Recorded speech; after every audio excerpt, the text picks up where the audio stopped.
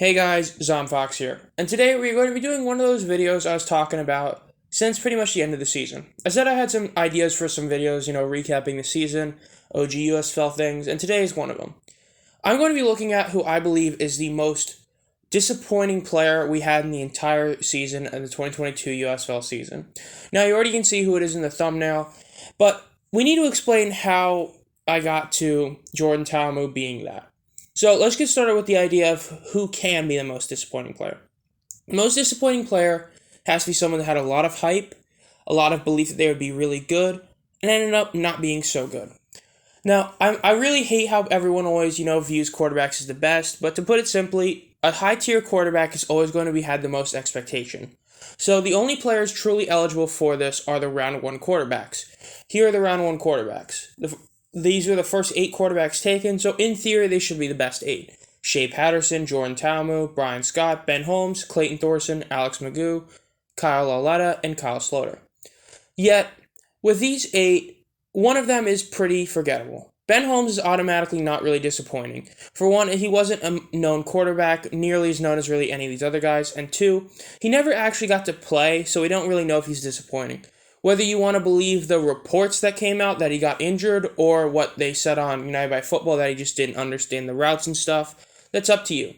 But for me, he's automatically out of the discussion since he really had no expectation and never got to play. Next is Brian Scott and Alex Magoo. They can't really be that due to injuries. Brian Scott was phenomenal through the first couple weeks of the season, but then a torn ACL ended his season. Alex Magoo pretty much had both getting benched, getting, minor injuries. He didn't really play all that often, and overall he did end up, playing significant snaps in the championship game. So even if you do say that, he got benched and stuff and he should have been a starter, he still won the title and did play. So I don't think he can be that either. Then we have Clayton Thorson and Kyle Sloter. To put it simply, even though Kyle Sloter had a lot of times where he threw very badly timed interceptions, his team still made the playoffs, and he was still, the all-USFL quarterback. And Clayton Thorson, despite having to deal with a couple injuries, played overall solid for most of the season, despite not really that much thought that he would. Which leaves just those 3. But Kyle Lauletta gets taken out as well, mainly because he didn't have that much expectation put on him. The Maulers as a team were terrible, so to actually think that a quarterback could do something does hurt. As for the Maulers' sake, the fact that they went through 4 quarterbacks and really none of them succeeded, it pretty much shows that almost any quarterback would have failed. That leaves Shea Patterson and Jordan Talamu, the number 1 and 2 overall pick. That's pretty much where the argument comes in. Which of those 2 do you think is the more disappointing? And here's why I say Talamu. These are all rankings from different sources and stuff, and they all pretty much say the same thing. Either Talamu or the Bandits were going to be the best team. These are all from the preseason. American Football International, they ranked Talamu as the best player in the entire league post-draft. Then on, USFL News Hub, they put the Bandits as the best team in the preseason. And then, Pro Football Network had Jordan Talamu as the best quarterback in the entire draft, despite not going number 1. USFL or CBS Sports had the Bandits as the best team heading into week 1. And then XFL News Hub had Talamu as the best quarterback in the league too. To put it simply, he had much more expectation on him than Shea did. So for that, I feel like you have to give it to Talamu. But we got to actually, look at his stats to see exactly how much of that can we fully look at. You know what I mean?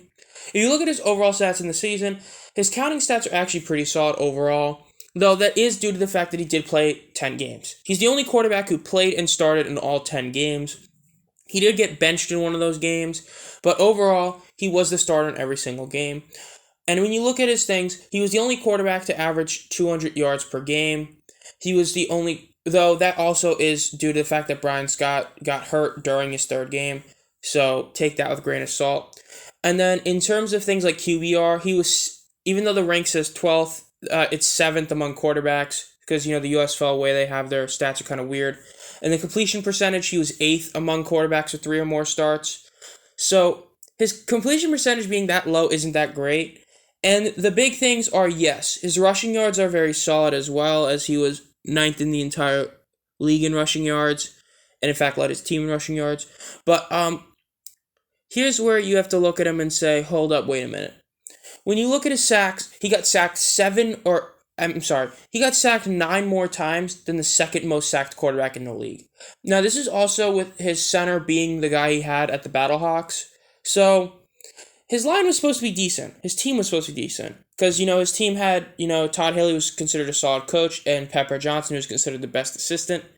But, his interceptions were 12, which was one more than Slaughter, and they were the only guys who had 10 or more. So even though he did lead the league in passing touchdowns, he led the league in interceptions. He wasn't top 5 in QBR, he wasn't top 5 in completion percentage, and the only stats he really lead were counting stats, yet in his sack regard, he had way more times getting sacked than Slaughter. At the end of the day, getting sacks on a quarterback are due to multiple things. The end of the day, though, it's almost as important as the quarterback as it is the offensive line. An alert quarterback will throw the ball away or do a check down, but at the same time, an offensive line needs to be good. So half of that you can blame on Talmo and half of that on the offensive line. But overall, those stats pretty much show that he was only good at counting stats, which when you're the only quarterback who played 10 games, it makes sense because, his backups weren't the best overall. Because when you look at the team stats before we get into other stuff like that, Talmo did lead his team in rushing, which that is something, as his 2 running backs who did play pretty much every game together weren't, the world beater type running backs. But the important thing to me is the fact that their defense was 4th in points allowed. So you can't blame his defense. His defense allowed a very respectable under 20 points a game. Then the Bandits as a team rushing wise, they were 6th in the league. Which, yes, a lot of that has to do with Talmo, a little over a third of that, but still. But here's the big deal. Passing yards per game, they were 5th. Passing yards per game as a stat overall is also intuitive of your sack yards. Them getting sacked and losing over 200 yards from, sacks and stuff, that puts their passing yards per game way low. So even though he did have the most passing yards and passing yards per game, technically as an offense, he was a major reason why they weren't a top 4 pass attack team. And turnovers, granted he never lost any fumble. He did fumble a few times, he didn't lose any. But his interceptions contributed to the Bandits having by far the worst turnover differential. Second to last are the Panthers. They were at -6. The Bandits were -10. So that really doesn't help him either. And now when you go to the legitimate stats, you have his wins versus his losses. He had 4 wins and 6 losses. So in theory, his counting stats should be 1.5 times more than the other from wins to losses. When you look at this, his total record of opponents were almost identical in a sense. His wins, the team's record were 9-31. That's roughly 1 win for every 3 losses. And note that all 4 teams he beat were literally the 3 teams with the worst records in the league. The Gamblers twice, the Maulers, and Panthers. And his losses were 45-15, so 3 wins to every 1 loss. In his wins, he had a 60.2 completion percentage, he threw 4 interceptions, had 186 passing yards per game, 25 rushing yards per game, 2 games with 30-plus passing attempts, 2 games with 5-plus rushing attempts, 6 total touchdowns, and his defense allowed 24 or less points, which 24 or less is 3 touchdowns and a field goal, or 3 touchdowns with 3 2-point attempts. You got me. In his 6 losses, the total record is 45-15 of the opponents. His completion percentage went down to 15.0. His interceptions doubled to 8. His passing yards per game went up to 212. Rushing yards went up to 44. But his games with 30 passing attempts went up to 4, and 5-plus rushing attempts to 4 as well. He had 9 total touchdowns, and his defense allowed 24 or less in 4 of those games. What this is pretty much showing is even though his passing yards and rushing yards do go up, that is also directly attributed to the fact that they pass a lot more and he ran a lot more. And to put it simply, if you're passing the ball more, you should have more yards.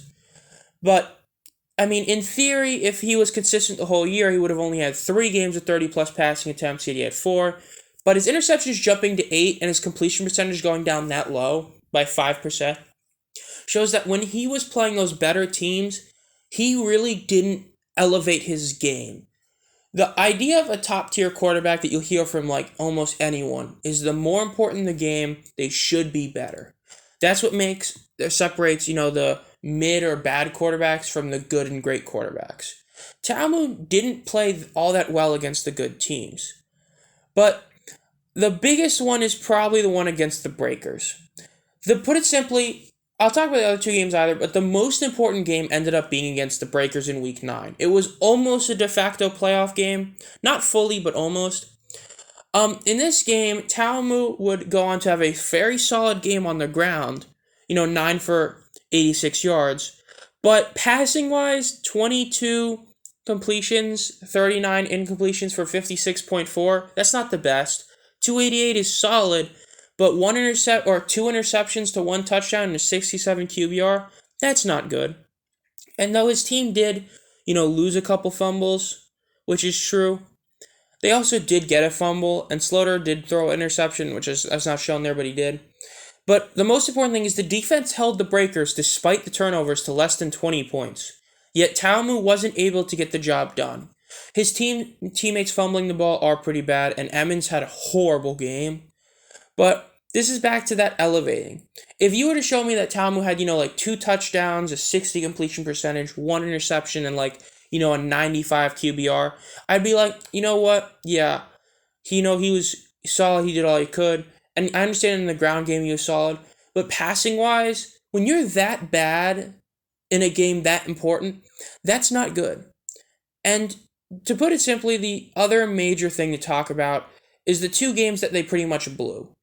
The one against the Philadelphia Stars in Week 6, I did an entire video on that one. If you want to click the eye on the top right, you can do it. I analyzed the whole last drive. The Bandits totally blew that last drive. From missed opportunities in passing to horrible play calling. They blew a chance to tie that game up late. And a couple weeks later against the Generals, they did the same thing. They had a drive that was going excellent. It was like first down after first down, and then they just blew it on the last 4th and 8. To put it simply, those 2 games, if they win both those games, that Week 9 matchup against the Breakers doesn't become a win-all, be-all, end-all game. Instead, it was. And the Bandits didn't show up as a team, Talamu didn't, and they lost that. And that cost them the playoffs because of these 2 games. So, overall, it goes back to the question of, does that overall make him the most disappointing? Well, I do think it does over Patterson. Patterson dealt with minor injuries. He dealt with a team that overall showed that they weren't the best team since. And overall, I feel like the fact is, Talamu played a whole season, and he never really showed he was that guy. But when everyone was saying that you and your team are that guy, that puts more expectation. I understand that Shea was the number 1 overall pick, and he definitely does have a very solid argument to be the most disappointing player. But Jordan Talamu pretty much never really showed up when it mattered.